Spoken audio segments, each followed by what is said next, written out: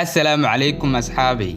نبي محمد صلى الله عليه وسلم wuxuu nooga sheekeeyay cidda uu yahay Masiixu Dajaal, calaamadihiisa iyo heerka fidnadiisa. Si la mid ah asxaabta rasuulka sallallahu alayhi wasallam qaar ayaa la kulmay, gaar ahaan saxaabigii lagu magacaabi jiray Tamiim al-Dari, halkaas oo ay sheeko ay wada dhex martay Masiixu Dajaal iyo saxaabigaas. Nabiga sallallahu alayhi wasallam ayaa noo sheegay in nabi kasta oo yimid uu ummadiisa uga digay fidnada Masiixu Dajaal, isagana uu nooga digay fidnadiisa, isagoona noo iftiimiyay calaamadaha Masiixu Dajaal. haddaba waa kuma cunuga ay asxaabtu uga shakiyeen inuu yahay Masiixu Dajaal? Ibnu Sayyad.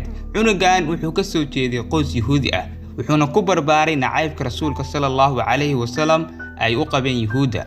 haddaba wiilkan ayaa awood u lahaa inuu sheego waxa maskaxdaada ku jira, micnaha maskaxdaada ayuu aqrinaya, oo haddaad maskaxdaada erey ama xaraf ama weed ku qabsatid waa uu sheegaya. dabcan jinni iyo shaadiin ayaa la shaqayn jiray. haddaba awoodda wiilkan ayaa la isla dhex maray gudaha magaalada Madiina, heer ay soo gaartay dacwada wiilkan Nabi Muhammad sallallahu alayhi wasallam. haddaba Nabiga sallallahu alayhi wasallam ayaa maalin arkay wiilkii yaraa ee Ibnu Sayyad oo meel fadhiya, wuuna ku soo leexday.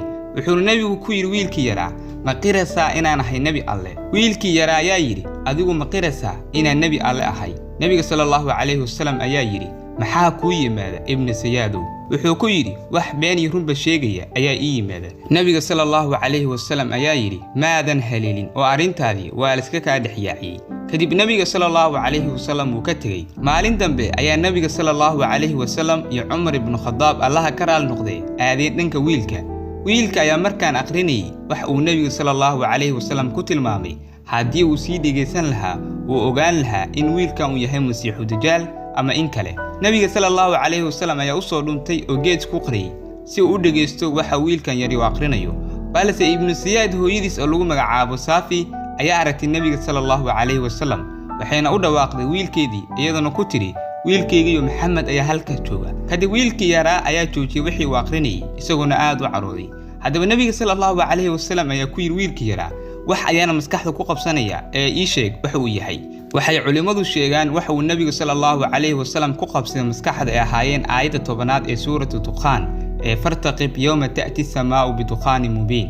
kadib wiilkii yaraa ayaa Nabiga u sheegay inuu maskaxda ku qabsaday aayadda ku jirta suuratu Dukh, taasoo ka dhigan inuusan dhammaystirin magaca suuradda ee Dukhaan. Nabiga sallallahu alayhi wasallam ayaa wiilkii yaraa ku yiri, waan fahmay, laakiin arintaadu ma dheeraan doonto. intaas kadib Umar ibn Khattab Ilaahay ka raal noqday ayaa Nabiga sallallahu alayhi wasallam ka codsaday inuu wiilkan u fasaxo inuu dilo, maadaama wiilkan arintiisu ay tahay mid aad u weyn. laakiin Nabiga sallallahu alayhi wasallam waa uu diiday, isagoo u sheegay haddii uu yahay Masiixu Dajaal in cid dilaysa uu yahay oo kaliya Nabi Ciise alayhi salaam. intaas kadib wiilkii yaraa waa koray, wuxuu qaatay diinta Islaamka. kadib maalmaha kamid ah ay israaceen saxaabi si ay xaj u soo gutaan. safar dheer ka bacdi meel lixay ku nasteen, waxay fariiseen geed ay harsadaan. kadib saxaabigii ogaa qisada wiilkan iyo waxay dadku ka aaminsan yihiin ayaa ku nastay meel isaga ka fog. balse Ibnu Sayyad ayaa saxaabigii ka soo agdhawaaday. balse saxaabigii ayaa Ibnu Sayyad ku yiri, orod iga tago oo fariiso meel kale. Ibnu Sayyad wuxuu bilaabay inuu ooyo. markaas ayuu saxaabigii ku yiri, maxaad la ooyeysaa? markaasuu yiri, waad og tahay dadku waxay iga oranayaan inaan ahay Dajaal. wuxuuna sii raaciyay, waxaad og tahay in Dajaal uusan ahayn muslim, balse anigu muslim ayaan ahay. Dajaal ma guursanayo, balse anigu waan guursaday. caruur ma dhalayo Dajaal, balse anigu waan dhalay.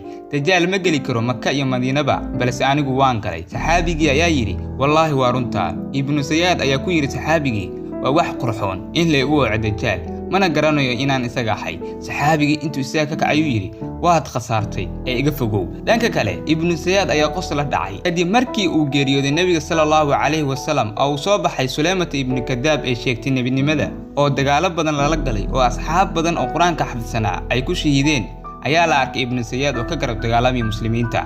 balse markii uu dagaalka u dhamaaday waa la waayay meel jaan iyo cirib u dhigay meedkiisii ama dhaawiciisaba, halka ooridiisii iyo ciyaalkiisii dhammaantood ay geeriyoodeen. haddaba waxaan dhihi karnaa Ilaahay ayaa og wixii xaqiiq ah.